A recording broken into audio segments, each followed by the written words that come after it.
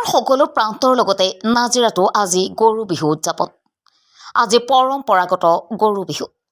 এই গৰু বিহুৰ দিনটোত নাজিৰাৰ গাঁওবাসীয়ে পথাৰত পালন কৰে গৰু বিহু।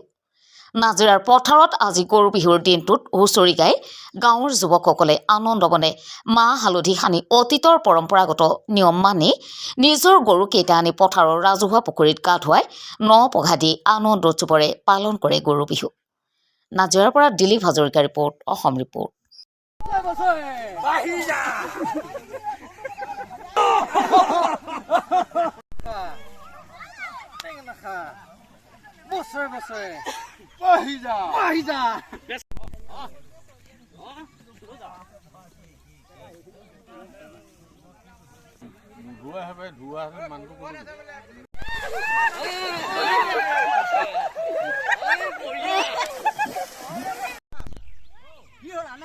সুশীল মামা